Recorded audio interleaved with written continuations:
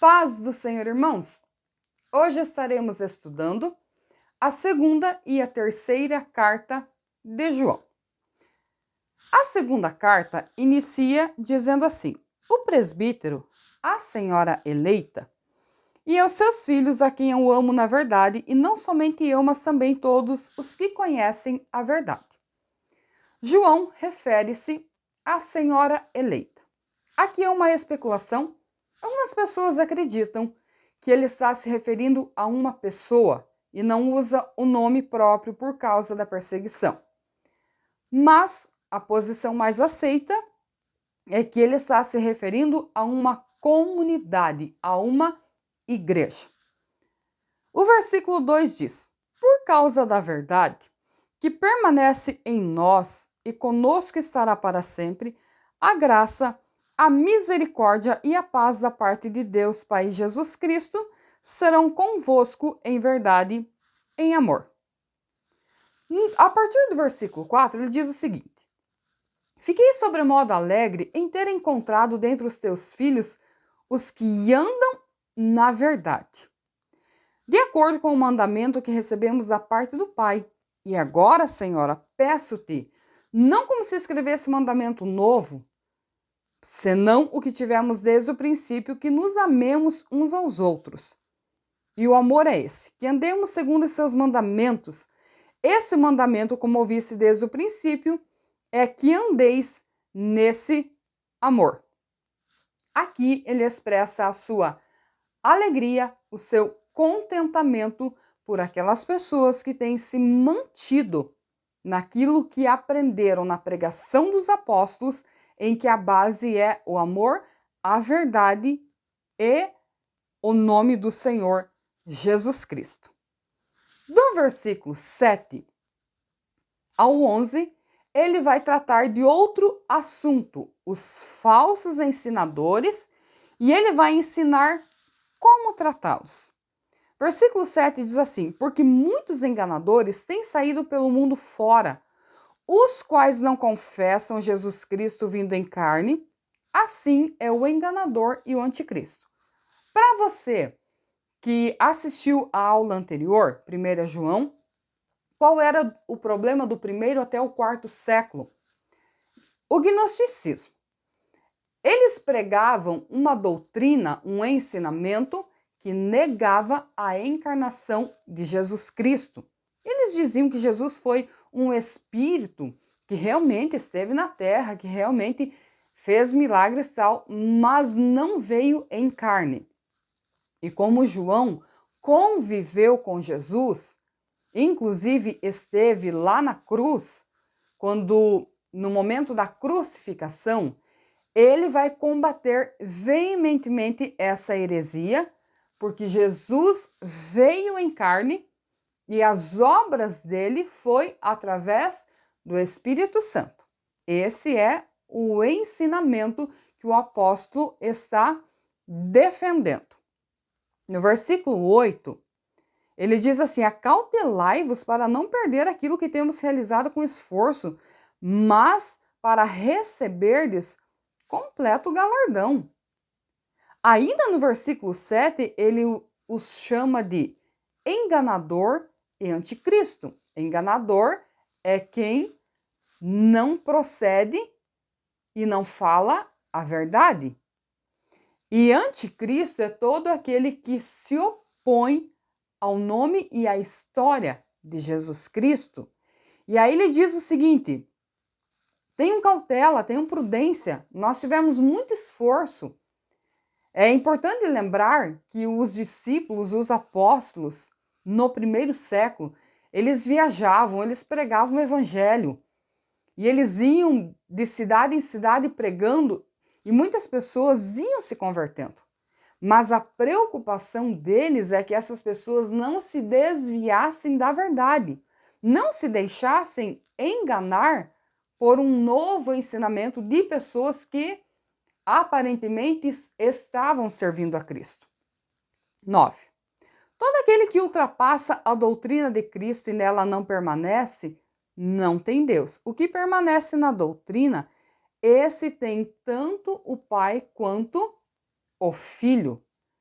Lembrando que Jesus revelou o Pai, Jesus é o Deus que viveu entre os humanos, com qual objetivo resgatar e salvar as suas almas, e ele diz que todo aquele que ultrapassa a doutrina de Cristo e nela não permanece, não tem Deus. Ou seja, a pessoa precisava e precisa aceitar Jesus como Salvador e permanecer na doutrina, permanecer no ensinamento. O grande desafio não é aceitar Jesus, o grande desafio é permanecer nessa verdade, é permanecer nesse caminho e frutificar espiritualmente. 10. Se alguém vem ter convosco e não traz essa doutrina, nem o receba em casa, nem dê as boas-vindas. Porque aquele que lhe dá as boas-vindas faz-se cúmplice das suas obras más. João estava dizendo o seguinte: se vocês recebem alguém que não traz uma mensagem verdadeira, automaticamente essa pessoa estará disseminando essa heresia entre as pessoas. E quando se trata de uma pessoa abalizada, não tem problema. Mas um novo convertido que ainda não tem raízes na fé, essa pessoa pode facilmente sair da sua posição e se confundir e assim deixar de crer e perder o mais importante, que é a fé e a comunhão com Deus. Por isso ele fala de amor, por isso ele fala de verdade, de mandamento, ensinamento, lei e de permanecer naquilo que aprenderam. Do versículo 12 ao 13, então, ele se despede dizendo: ainda tinha muitas coisas para vos escrever, não quis fazê-lo com papel e tinta, pois espero ir ter convosco e conversaremos de viva voz para que a nossa alegria seja completa. Os filhos da tua irmã eleita te saúdam. Então ele inicia a carta falando da senhora eleita e encerra falando da irmã eleita. Por isso, a ideia mais aceita é de que ele está se referindo a uma comunidade e não a uma pessoa. Vamos agora à terceira carta.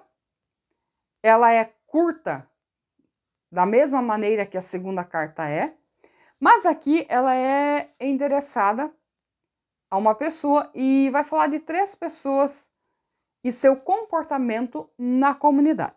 Então ele inicia dizendo o seguinte: o presbítero ao amado Gaio, a quem eu amo na verdade. Amado, acima de tudo faço votos por tua prosperidade e saúde, assim como é próspera a tua alma. Fiquei sobremodo alegre pela vinda de irmãos e pelo seu testemunho da tua verdade, como tu andas na verdade. Não tenho maior alegria do que essa, a de ouvir que meus filhos andam na verdade. Aqui ele expressa a sua alegria, o seu contentamento e sua gratidão, porque ele viu que essa semente do evangelho, ela está crescendo no coração de algumas pessoas. Assim como algumas sufocam essa semente e ela vem morrer no seu coração, tem aqueles que permitem que essa semente cresça. Gaio é alguém que tem um bom proceder, é alguém que anda na verdade. A partir do versículo 5, ele diz: amado, procedes fielmente naquilo que praticas para com os irmãos, e isso fazes mesmo quando são estrangeiros. Os judeus tinham leis a respeito dos estrangeiros. Deveriam de receber e de cuidar dos estrangeiros. 6. Os quais perante a igreja deram testemunho do teu amor, bem farás encaminhando-os em sua jornada por modo digno de Deus, pois por causa do nome foi que saíram, nada recebendo dos gentios. Portanto, devemos acolher esses irmãos para nos tornarmos cooperadores da verdade. Essa carta ela tem um cunho missionário. Se você perceber, as pessoas, os discípulos, eles estavam cumprindo o ide de Jesus. Então eles iam geralmente de 2 em 2, 2 viajantes e eles iam pregando o evangelho. Mas tem um detalhe: quando chegavam nos lugares onde já existia uma comunidade cristã, eles deveriam de ser acolhidos, recepcionados, acomodados, porque as viagens eram a pé, as viagens eram de barco em algumas vezes, mas geralmente a pé. Então era difícil para eles. E eles deixaram tudo para pregar o nome de Jesus, pregar o evangelho entre os gentios. Então as comunidades deveriam acolhê-los. E Gaio, ele tem cumprido com esse ensinamento. Ele tem acolhido os irmãos, tem ajudado os irmãos e tem os encaminhado para que eles continuem prósperos na missão. Mas do versículo 9 ao 12 nós temos uma outra pessoa que entra na história. Escrevi alguma coisa à igreja, mas Diótrefes, que gosta de exercer a primazia entre eles, não nos dá acolhida. Por isso, se eu for aí, far-lhe-ei, lembradas as obras que ele pratica, proferindo contra nós palavras maliciosas, e não satisfeito com essas coisas, nem mesmo acolhe os irmãos como impérios que querem recebê-los e os expulsa da igreja. Opa! Aqui nós temos um comportamento totalmente inadequado. Nós temos alguém que quer tomar o controle da comunidade. Perceba, ele quer ser reconhecido como um líder, um chefe. E ainda interessante que o versículo 10 diz assim: não satisfeito com essas coisas, não acolhe os irmãos. Então, quando os obreiros, os missionários, vamos dizer assim, eles vinham pregando o evangelho, Diótrefes não os aceitava na comunidade. Não aceitava na sua casa. Não dava acolhida para esses obreiros. É disso que João está tratando. E ele diz assim, ó, como impede os que querem recebê-los e os expulsa da igreja. Ainda as pessoas que queriam recebê-los, que foi o ensinamento de João, ele não aceitava mais na comunidade. Então é alguém totalmente carnal, que está se colocando como um líder e tentando tomar o controle de tudo, tentando governar, inclusive, a casa de alguns cristãos. Amado, não imites o que é mal. Aqui ele vai dar um conselho. Senão o que é bom. Aquele que pratica o bem procede de Deus, aquele que pratica o mal jamais viu a Deus. Aí no versículo 12 entra uma outra pessoa. Quanto a Demétrio, todos lhe dão testemunho até a própria verdade. E nós também damos testemunho e sabes que o nosso testemunho é verdadeiro. Então a terceira carta de João, ela é uma carta pessoal e ela trata do comportamento de 3 pessoas. No caso, Gaio e Demétrio são pessoas que têm um bom comportamento, que têm colocado os mandamentos em prática. E Diótrefes, que é alguém que está perturbando a comunidade. Aí, do versículo 13 ao 15, ele se despede dizendo assim: muitas coisas tinha que te escrever, todavia não quis fazê-lo com tinta e pena, pois em breve espero ver-te, então conversaremos de viva voz. A paz seja contigo, os amigos te saúdam, saúda os amigos, nome por nome.